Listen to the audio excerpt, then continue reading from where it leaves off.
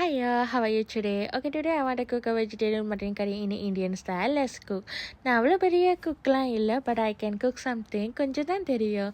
So இந்த vegetarian மட்டனை தனியாக பொரிச்சு எடுத்து வச்சுக்குவோம். இந்த வெஜிடேரியன் மட்டனில் நான் மஞ்சத்தூள், மிளகாத்தூள், மல்லித்தூள், கரம் மசாலா கொஞ்சம் உப்பு போட்டு பொரிச்சு எடுத்து வச்சுக்கிட்டேன். எண்ணெய் கூட இருக்கிறனால எண்ணெயை கொஞ்சம் தனியாக அங்கே எடுத்து வச்சுக்கிட்டு அதே எண்ணெயில் சினிமன், காடமம் அண்ட் ஸ்டார் அனீஸ் போட்டிருக்கேன்.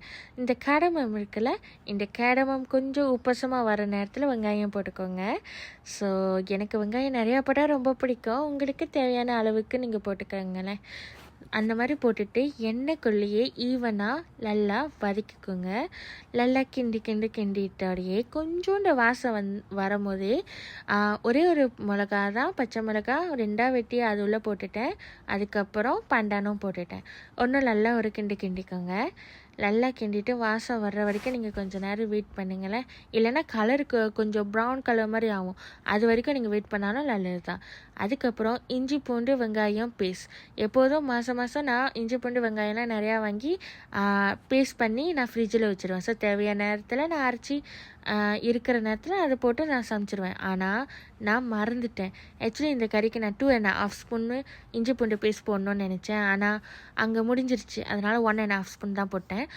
ஸோ இஞ்சி பூண்டு பேஸ்ட் போட்டோடே ஒரு கிண்டிட்டு பொட்டேட்டோ போட்டுக்கோங்க. ஏன்னா இஞ்சி பூண்டு வெங்காயம் அந்த அரைச்சது போட்டிருக்கீங்களே, அது இஸ் ஹாவ் ஃபார் யூ.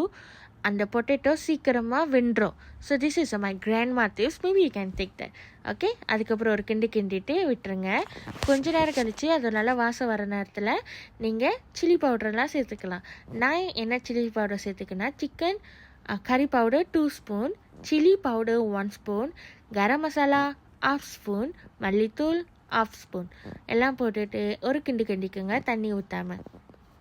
அதுக்கப்புறம் அந்த வாசனை கொஞ்சம் வரும், நமக்கு ரொம்ப இருமல்லாம் வரும். அந்த நேரத்தில் தான் 1 கப் ஆஃப் வாட்டர் ஊற்றிட்டு நல்லா ஈவனாக கிண்டிக்கோங்க. சரியா? இங்கே பாருங்கள், இந்த கறி பவுடர் கூட முடிஞ்சிருச்சு.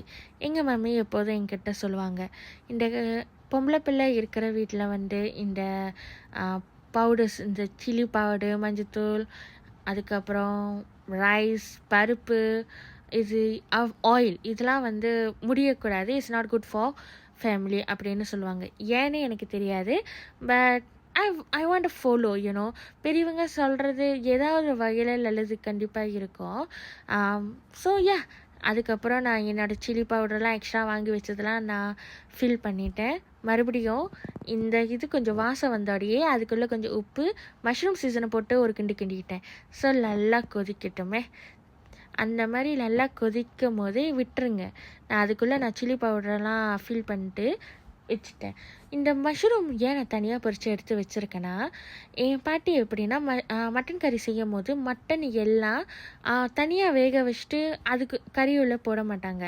She will cook together. Potato, mutton எல்லாமே ஒரே மசாலாலாம் போட்டு அவங்க கறியிலே கொதிக்க வச்சுருவாங்க. அப்போ அந்த கறிலாம் உள்ளே போய் சாப்பிடும்போது செம்மையாக இருக்கும். ஸோ கொஞ்சம் நேரம் கொதிச்சோடையே அதுக்கப்புறம் டொமேட்டோ போட்டுக்கோங்க, ஒரு கிண்டிக்கோங்க. திடீர்னு நடுவில் என் ஹஸ்பண்ட் எதுக்கு வந்தாங்கன்னே தெரில. என்னங்கன்னு கேட்டதுக்கு பக்கத்தில் ஒரு பேன் வச்சு எண்ணெய் ஊற்றிட்டாங்க. என்னங்க பண்ண போகிறீங்க? மஷ்ரூம் பண்ண போகிறேன்னு சொன்னாங்க. ஆனால் அவங்க பண்ணலை. கடைசியில் அவங்க ஓடிட்டாங்க. நான் தான் அது பண்ணோம். ஸோ பக்கத்து பேனில் நார்மலாக மஷ்ரூம் நான் கொஞ்சம் பரட்டுவேன். அதுக்குள்ளேயே ஹனியன் கார்லிக்கை போட்டு ஒரு கிண்டிட்டு மஷ்ரூம் இருந்துச்சு, அது இல்லை வரை என் ஹஸ்பண்ட் எனக்கு வெட்டி கொடுத்துட்டாங்க. அதுக்குள்ளே ஒரு போட்டுட்டு மறுபடியும் கொஞ்சோண்டு உப்பு போட்டு ஒரு கிண்டி எடுத்து வச்சுருக்க வேண்டியதான். எப்போதும் கறியெலாம் செய்யும் போது தனியாக ஒரு இல்லைன்னா ஒரு ஃப்ரூட்ஸ் ஏதாவது சைட் டிஷ் இருந்துச்சுன்னா it's good for eat also. அதுக்கப்புறம் நல்லா கொதி வந்தோடையே நீங்கள் என்ன செய்யுங்க, இந்த பொரிச்சு வச்ச மட்டன் இருக்குல்ல, அது உள்ளே போட்டுட்டு கொரியாண்டர் லீஃப் போட்டுட்டு ஒரு கிண்டிட்டு அந்த வாசம் போகாதது வரைக்கும் நீங்கள் ஒரு மூடியை போட்டுட்டு வச்சுருங்க. அதுக்கப்புறம் தான் நோட்டீஸ் பண்ணேன், நான் வெஜிடேரியன், என் ஹஸ்பண்ட் இல்லை, அதனால் அவங்களுக்கு தனியாக நான் ஒரு மீன் பொரிச்சு எடுத்துட்டேன். So will see you in the next video. Thank you for watching. Bye.